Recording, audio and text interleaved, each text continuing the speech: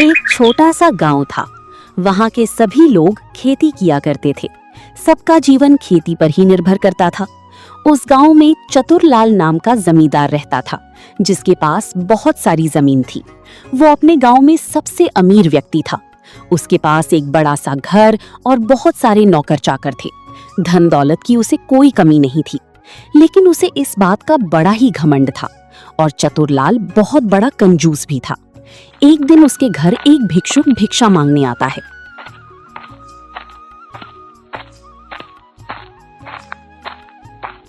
मालिक, कुछ खाने को दे दो, बहुत भूख लगी है मालिक। आप तो बड़े ही धनी हो, प्रभु की कृपा से आपके पास सब कुछ है। इस गरीब की थोड़ी मदद कर दीजिए मालिक, बड़ी कृपा होगी। अरे हट यहाँ से, दूर रहकर बात कर, मेरे पास भी मत आना, नहीं तो मुझे नहाना पड़ेगा। पता नहीं कहां कहां से आ जाते। अमीर आदमी देखा नहीं कि भीख मांगना शुरू। अरे खुद से कमाओ और खाओ ना। तभी वहां पर चतुरलाल की पत्नी सीता आ जाती है।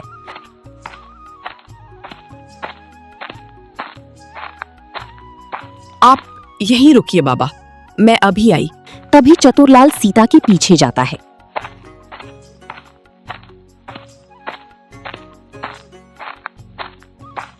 तुम क्या कर रही हो?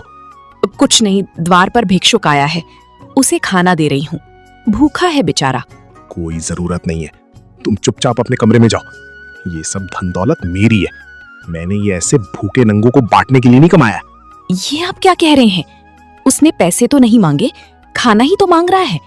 एक वक्त का खाना दे दोगे तो कौन सा तुम्हारा धन खत्म हो जाएगा? अरे इस खाने के लिए भी मेहनत करनी पड़ती है, फोकट में कुछ नहीं मिलता। मैं तो एक गिलास पानी भी ना दूं, तुम खाने की बात कर रही हो। कभी तो कोई पुण्य कर लिया करो, किसी का पेट भरो तो वो तुम्हें दुआ ही देकर जाएगा ना। अरे मुझे ऐसे भिखारी की दुआ नहीं चाहिए।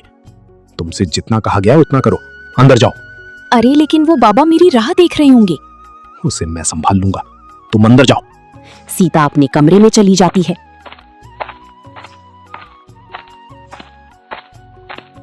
चतुरलाल बाहर आकर उस भिखारी से कहता है,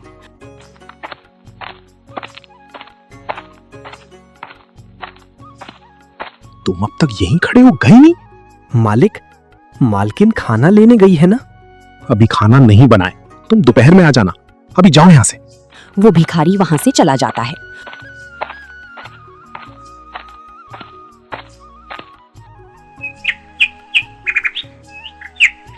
और दोपहर में फिर से आता है और चतुरलाल उसे कहता है,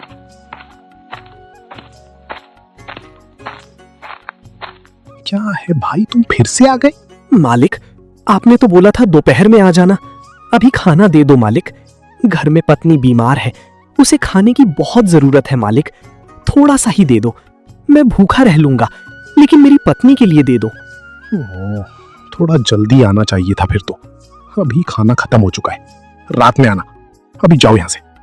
वो भिखारी निराश होकर फिर से चला जाता है और शाम होने की राह देखता है।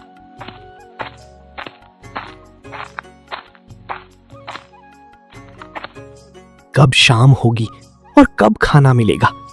मालिक ने शाम को बुलाया है, जल्दी जाना पड़ेगा, नहीं तो मालिक फिर से कहेंगी कि देरी से क्यों आया। गंगा, तुम चिंता मत करो, शाम होने वाली है, थोड़ी देर की ही बात है। मालिक खाना देने वाले हैं। और रामू कहाँ है? दिखाई नहीं दे रहा। जी, वो काम की तलाश में गया है। वो बेचारा भी क्या करे, हमारी तो किस्मत ही फूटी है। घर में अन्न का दाना तक नहीं है। बेचारा दिन रात काम की तलाश में भटकता रहता है, लेकिन कोई काम ही नहीं देता। बोल रहा था कि आज एक मालिक ने उसे बुलाया है और उसे काम देने वाले हैं। भगवान करे आज उसे काम मिल जाए। हाँ गंगा, तुम सही कह रही हो, तुम चिंता मत करो। गंगा, उसे काम जरूर मिल जाएगा, फिर हमारी मुसीबत भी कम हो जाएगी। ज्यादा तो नहीं, लेकिन 2 वक्त की रोटी का इंतजाम तो हो ही जाएगा।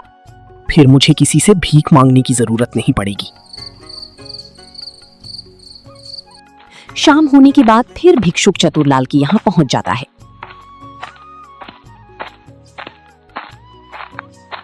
मालिक, कृपा कर अब तो खाना दे दीजिए, भगवान आपका भला करेगा मालिक। अरे तुम्हें एक बार में समझ में नहीं आता क्या?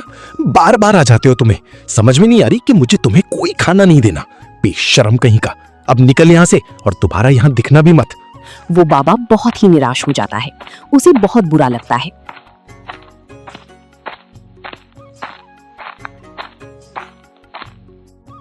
वो एक पेड़ के नीचे बैठ जाता है और सोचता है। घर जाकर गंगा को क्या मुंह दिखाऊंगा? वो बेचारी तो खाने का इंतजार कर रही होगी। मेरी ही गलती है, मैं उसे खाने की आस लगाकर आ गया। लेकिन मुझे क्या पता था मालिक मना कर देंगे। हे भगवान, ये कैसा न्याय है तेरा? इस आदमी के पास इतना धन, इतनी संपत्ति होने के बावजूद ये एक आदमी का पेट भी नहीं भर सकता। इतनी संपत्ति और धन किस काम का? हे प्रभु, मुझे धन का कोई लालच नहीं है। बस इतनी कृपा कर दो प्रभु कि 2 वक्त की रोटी नसीब हो जाए। उसके लिए मुझे दर दर की ठोकरें ना खानी पड़े। लेकिन अभी मैं क्या करूं? घर कैसे जाऊं? नहीं, मैं घर नहीं जाऊंगा। मैं घर जाऊंगा तो गंगा खाने के बारे में पूछेगी, तो मैं उसे क्या जवाब दूंगा? उसका उदास चेहरा और उसकी तकलीफ मुझसे नहीं देखी जाएगी।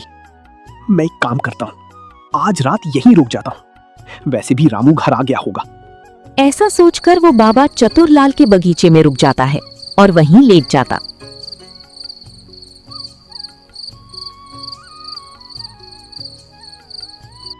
उधर सीता चतुरलाल से कहती है, क्यों बेचारे गरीब की बद्दुआ ले रहे हो? अगर आपको खाना देना ही नहीं था तो पहली बार में ही उसे कह देते। बेचारा खाना मिलने की आस लगाए बार बार आ रहा था और आपने उसके साथ ऐसा किया। तुम चुप रहो, तुम कुछ नहीं जानती। मुझे पता है किस लोगों के साथ कैसा व्यवहार करना चाहिए। और याद रहे, मेरे पीठ पीछे घर में से एक फूटी कौड़ी भी बाहर नहीं जानी चाहिए। अगर मुझे पता लगा तो मुझसे बुरा कोई नहीं होगा। मेरे पास किसी को देने के लिए कुछ नहीं है।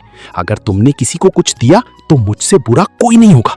मैं कहती हूँ भगवान का दिया हमारे पास तो सब कुछ है, लेकिन इतना घमंड करना भी ठीक नहीं। कल को अगर आप उसकी जगह होते या फिर आपको किसी चीज की जरूरत होती और कोई आपकी मदद नहीं करेगा तो आपको कैसा लगेगा? मैं और उस भिखारी की जगह? ऐसा कभी नहीं हो सकता। इस गांव का सबसे अमीर आदमी हूं। किसी की औकात नहीं है मेरे सामने खड़े रहने की। मेरे पास इतना धन है कि मुझे कभी किसी चीज की जरूरत नहीं पड़ेगी। मेरे पास सब कुछ है। मुझे किसी से मदद मांगने की कभी आवश्यकता ही नहीं पड़ेगी। इतना घमंड से बोल रहे हो, देखना कहीं समय बदल ना जाए और आपको किसी की मदद की जरूरत ना पड़ जाए। तब आपकी भी मदद कोई नहीं करेगा, क्योंकि आपने कभी किसी की मदद नहीं की। कभी किसी को अन्न का दाना या फिर एक गिलास पानी तक नहीं दिया। अगर सामने वाला आपकी मतलब का है तो ही आप उसे पूछते हो, नहीं तो बिना मतलब के तो आप किसी को पानी भी नहीं देते। इतनी कंजूसी और इतना घमंड अच्छी बात नहीं है। देखना एक दिन तुम जरूर पछताओगे। मैं कहती हूँ अभी से सुधर जाओ, नहीं तो एक दिन आपको जरूर पछताना पड़ेगा। आप लोगों की मदद करो, जरूरतमंद लोगों की सहायता करो, समझे? मैं जैसा हूं वैसा ही रहूंगा, किसी के लिए नहीं बदलूंगा। और हाँ, मुझे घमंड है मेरी धन दौलत का। और घमंड क्यों ना करूं? पूरे गांव में मेरे इतना अमीर आदमी है कोई? तुम बताओ। अगर किसी के पास मेरे इतना धन हो तो बताओ। तुम नहीं सुधरने वाले। भगवान ना करे कि आपके ऊपर कोई बुरा समय ना आ जाए। अरे मेरे पास बहुत पैसा है, समय आया भी तो मैं उसे चुटकियों में निपट लूंगा। तुम मेरी चिंता मत करो। सीता सोचती है, हे भगवान, इन्हें सद्बुद्धि देना। ये बार बार गरीबों का अपमान करते हैं, कभी भी किसी से सीधे मुंह से बात तक नहीं करती। ये तो मेरी बात सुनने से रही। इनका इतना घमंड कहीं इन पर ही भारी ना पड़ जाए।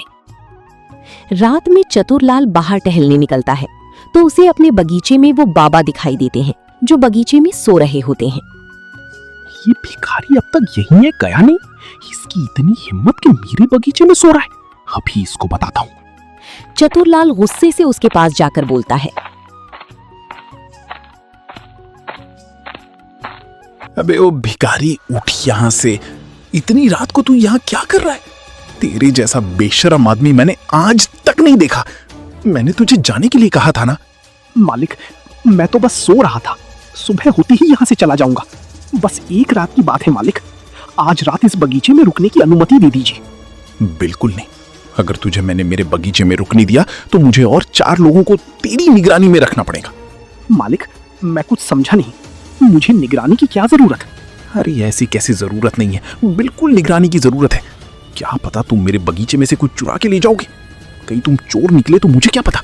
रात में मेरे घर में घुस जाओगे, कोई चीज चुरा लोगे तो मैं तुझे कहाँ ढूंढता फिरूंगा। मालिक, आप मुझे चोर समझ रहे हो? मैं कोई चोर नहीं, बस एक लाचार गरीब हूँ। अरे सारी चोर ऐसे ही कहते हैं कि मैं कोई चोर नहीं हूं। तुम्हारा क्या भरोसा, मैं तो लूट जाऊंगा ना। एक तो दिन भर बेशर्म की तरह मेरे घर में बार बार आ रहे थे। मुझे तो पूरा शक है कि तुम कोई चोर ही हो। इतना सुनाने के बाद भी मेरे बगीचे में पड़े हो। निकल यहां से चोर कहीं के। और हाँ, आज के बाद मेरे घर के आसपास भी दिखा ना तो तेरी टांगे तोड़ दूंगा, ये याद रखना। भूल कर भी यहां मत देखना। वो उदास होकर वहां से चला जाता है। चतुरलाल की बातों से उसके दिल पर बहुत चोट लगती है।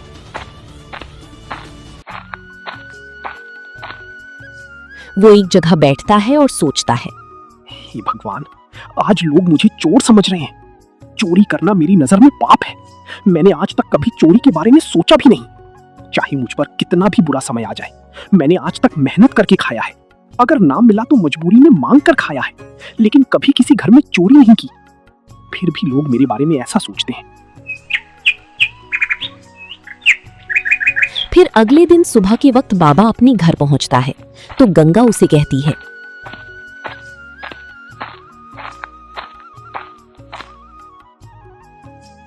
जी आप रात भर कहाँ थे? हम कितने परेशान हो रहे थे कि आप कहाँ चले गए। अरे क्या बात है? वो गंगा, कल मैं मालिक के यहाँ जा रहा था तो अचानक से मेरा पाँव मुड़ गया था। मुझसे चला भी नहीं जा रहा था। मालिक ने मुझे अपने घर में ही रोक लिया और खाना भी खिलाया। कहा कि सुबह चले जाना, अभी भी पैर में थोड़ा दर्द है। फिर भी मैं थोड़ी देर में जाकर खाने का बंदोबस्त करता हूँ। तुम्हें बहुत भूख लगी होगी ना। मुझे तुम्हारी बड़ी चिंता हो रही थी, लेकिन मैं क्या करता, आ ही नहीं पाया। तुम्हारी तबीयत तो ठीक है ना? आप मेरी चिंता मत कीजिए, मैं बिल्कुल ठीक हूँ। और हाँ, कल रामू खाना लेकर आ गया था और दवाई भी लेकर आया। हम दोनों ने खाना खा लिया। आपकी बड़ी चिंता हो रही थी कि आप कहाँ हैं और आपने खाना खाया भी होगा या नहीं। रामू को एक मालिक के पास का काम मिल गया है।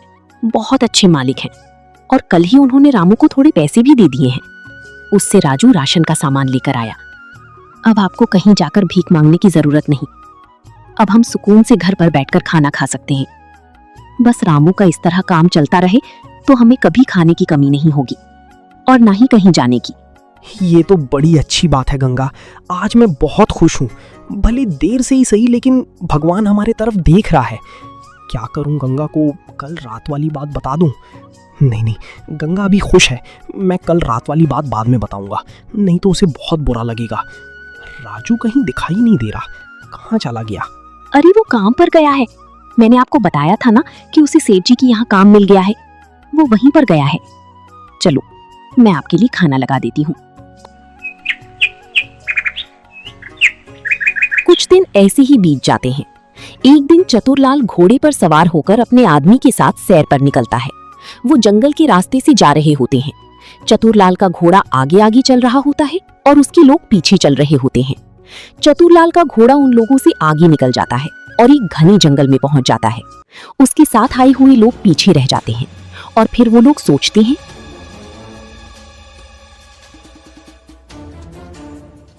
अरे ये क्या, मालिक का घोड़ा तो कहीं नजर नहीं आ रहा। मालिक किस रास्ते से चले गए अब हमें कैसे पता चलेगा। और यहाँ तो बहुत बड़ा घना जंगल है। सुना है यहाँ जंगली जानवर रहते हैं। थोड़ी देर यहीं रुकते हैं, आगे जाना ठीक नहीं होगा हमारे लिए। वो बहुत देर तक इंतजार करते हैं, लेकिन चतुरलाल और उसका घोड़ा वापस नहीं आता। अब हम क्या करें? अब यहाँ रुकना ठीक नहीं है, नहीं तो जंगली जानवर आ जाएंगे। मालिक की छोड़ो, हमें हमारी जान बचानी है तो यहाँ से जाना पड़ेगा। पता नहीं वो किस रास्ते से चले गए। हाँ, तुम ठीक कह रहे हो भाई। वैसे भी इसने कभी आज तक किसी की परवाह की है जो हम इसकी करें। इसके जैसा घमंडी और निर्दयी आदमी तो मैंने आज तक नहीं देखा। अगर वापस घर आ गया तो बोल देंगे कि हमने आपको बहुत ढूंढा पर आप मिले ही नहीं। चलो वापस चलते हैं। फिर दोनों वहां से लौट जाते हैं।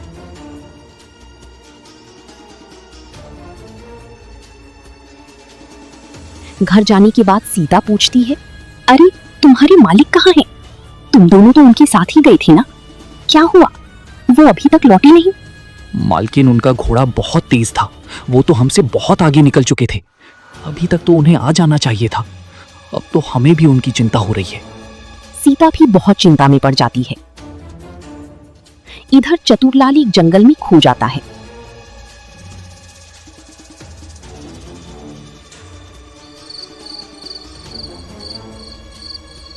ये मैं कहां फंस गया?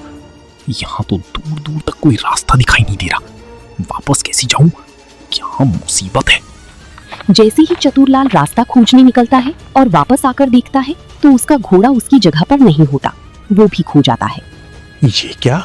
मेरा घोड़ा कहाँ गया? अब क्या करूं? इस घने जंगल में वही तो मेरा साथी था। कहाँ जाऊं? यहाँ तो दूर दूर तक कोई नजर भी नहीं आ रहा। मेरा इतना महंगा घोड़ा जरूर किसी ने चुरा लिया होगा। अरे कामचोर, मेरे लोग कहाँ मर गए? मेरे पीछे तो आ रहे थे। एक बार घर पहुंच जाने दो, उनकी टांगे तोड़ दूंगा। चतुरलाल बहुत परेशान हो जाता है और फिर रात हो जाती है। जंगल में इधर उधर रास्ता ढूंढने की बहुत कोशिश करता है, लेकिन उसे कहीं भी रास्ता नहीं दिखाई देता। वो बहुत परेशान होकर एक जगह पर बैठ जाता है और कहता है, अब मैं क्या करूं? कहाँ जाऊं? क्या करूं? हे ऊपर वाले, मेरी कुछ तो मदद कर। मेरे पेट में तो चूहे दौड़ रहे हैं। क्या करूं? कैसे इस जंगल से बाहर निकलूं? अब तो मुझे बहुत डर लगने लगा है। कोई तो मेरी मदद करो, मुझे यहाँ से निकालो। बहुत देर तक चतुरलाल राह देखता है, लेकिन कोई नहीं आता। फिर थोड़ी देर बाद दूर से कोई आदमी चतुरलाल को आता हुआ दिखाई देता है। उसे देख चतुरलाल की जान में जान आ जाती है। बहुत खुश हो जाता है और उस आदमी को आवाज लगाता है। वो लड़का सोचता है, इतनी रात को कौन है? कौन मुझे आवाज लगा रहा है? लगता है कोई मुसीबत में है। मुझे जाकर देखना होगा, उसकी मदद करनी होगी मुझे। वो लड़का चतुरलाल के पास जाता है और उससे पूछता है,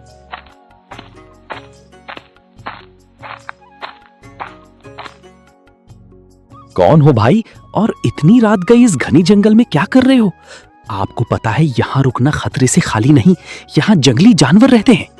बहुत अच्छा हो गया बेटा जो तुम मिल गए। तुम मेरे लिए किसी भगवान से कम नहीं हो। तुम्हें देखा तो मेरी जान में जान आ गई, नहीं तो आज मेरी खैर ही नहीं थी। मैं रास्ता भटक गया हूँ। मेरे साथ आए हुए लोग पता नहीं कहाँ रह गए। मैं बहुत देर से यहाँ भटक रहा हूँ। बाहर जाने का कोई रास्ता नजर ही नहीं आ रहा। कैसे नजर आएगा? जिसको इस जंगल के बारे में पता है बस वही यहाँ से बाहर निकल सकता है। ये जंगल बहुत घना है, यहाँ आने की कोई हिम्मत नहीं करता। आपको यहाँ आना ही नहीं चाहिए था। अगर मैं यहाँ नहीं आता तो आपका पता नहीं क्या होता। आप यहाँ से बाहर निकल भी पाती या नहीं? मेरी तो मति मारी गई थी जो मैं इस जंगल में घुस गया। मुझे तुम्हारी मदद की बहुत जरूरत है। बेटा कृपया मेरी मदद कर दो, मुझे यहाँ से बाहर निकाल दो। क्यों नहीं, मैं जरूर आपकी मदद करूंगा। और अभी आपका यहाँ से जाना ठीक नहीं होगा। पास ही में मेरी झोपड़ी है, आप वहां चलिए। यहाँ ज्यादा देर रुकना ठीक नहीं, जल्दी चलिए। फिर वो लड़का चतुरलाल को अपनी झोपड़ी में ले जाता है।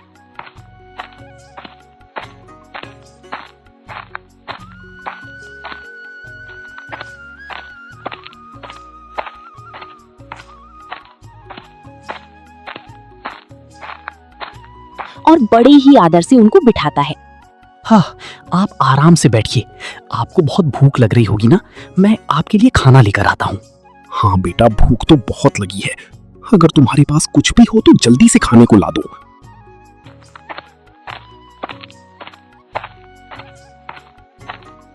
फिर वो लड़का चतुरलाल को खाना देता है।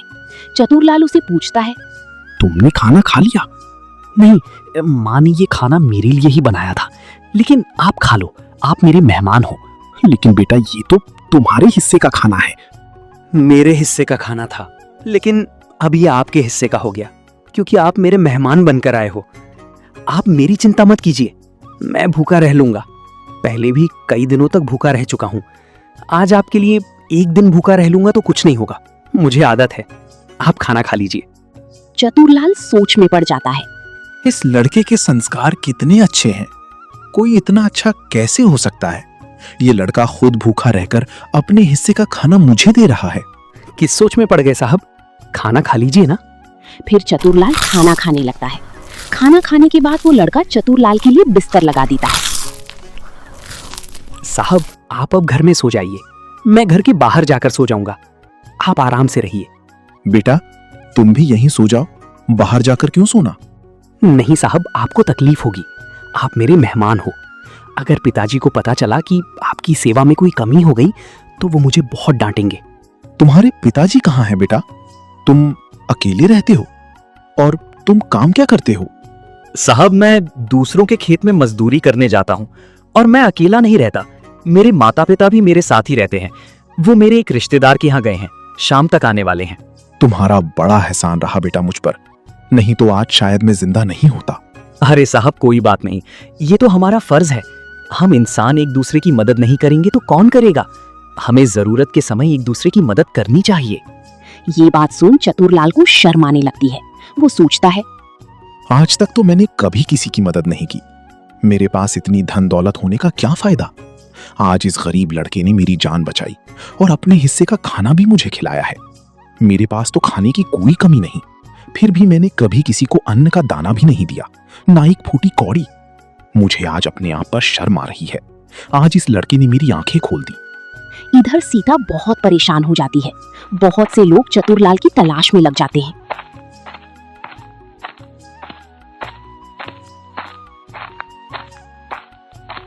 फिर अगली सुबह, साहब, आपको रात में नींद तो अच्छे से आई ना? कोई तकलीफ तो नहीं हुई?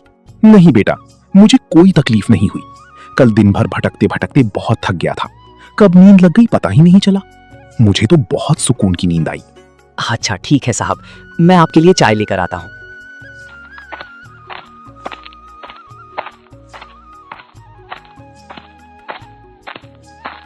चतुरलाल चाय पीने लगता है। फिर वो लड़का चतुरलाल से पूछता है, और बताइए साहब, आपकी और क्या सेवा करूं? तुमने मेरे लिए बहुत कुछ किया है बेटा। तुम्हारा यही उपकार मैं कभी नहीं चुका सकता। और मुझे तुम्हें एक बात बतानी थी। तुम यहीं रहते हो तो जंगल के बारे में तुम्हें सब कुछ पता होगा। मेरा एक घोड़ा लापता हो गया है। उसी ढूंढ कर ला दोगे तो तुम्हारी बड़ी कृपा होगी। आप चिंता मत कीजिए साहब, मुझे जंगल का चप्पा चप्पा पता है। मैं अभी जाकर देखता हूँ कि आपका घोड़ा कहाँ है। मैं आपके घोड़े को ढूंढने की पूरी कोशिश करूंगा।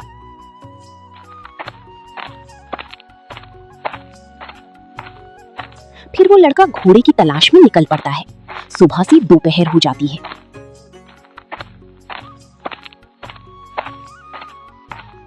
बहुत ढूंढने के बाद उस लड़के को घोड़ा मिल जाता है। उसे लेकर वो घर जाता है।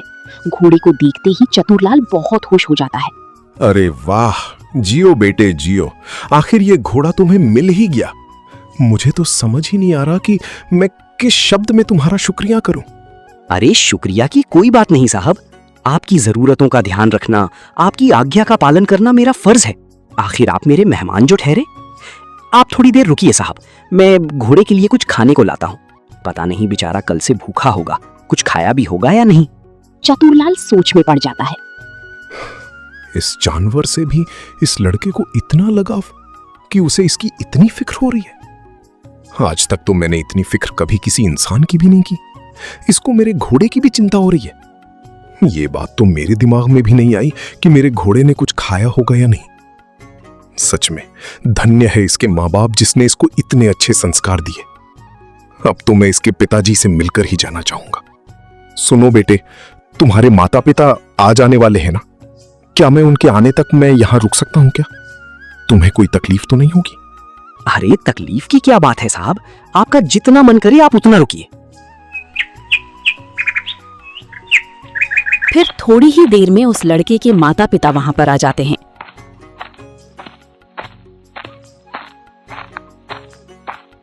साहब, ये मेरे पिताजी हैं। पिताजी, ये हमारे मेहमान हैं। और सारी घटना बताता है। उस लड़के के पिताजी को देख चतुरलाल को धक्का सा लगता है।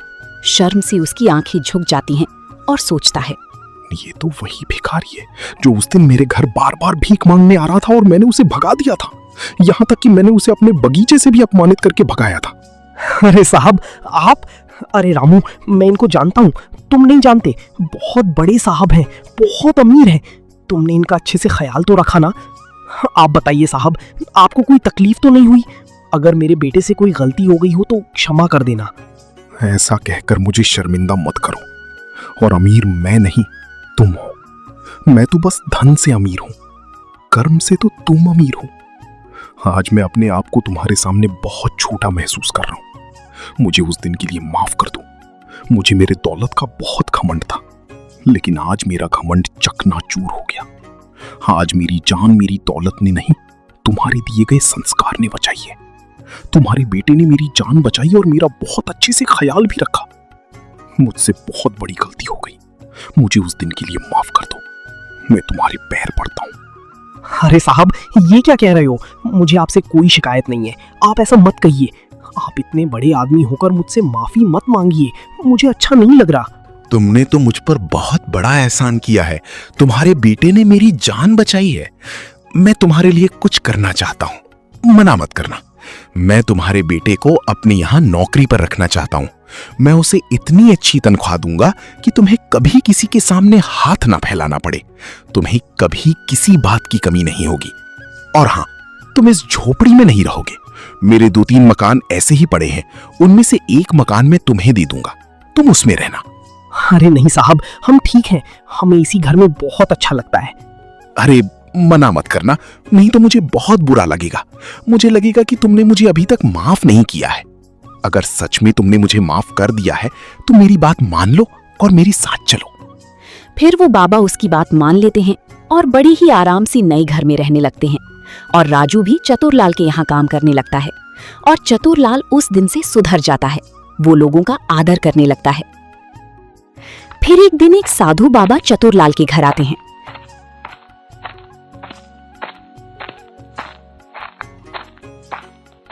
चतुरलाल उन साधु बाबा को आदर सम्मान के साथ स्वागत करता है। उन साधु बाबा के लिए भोजन की व्यवस्था करता है और उनको कुछ अंश अनाज दान करके उनको सम्मान के साथ विदा करता है। चतुरलाल का ये आचरण और स्वभाव देखकर उसकी पत्नी सीता बहुत खुश होती हैं।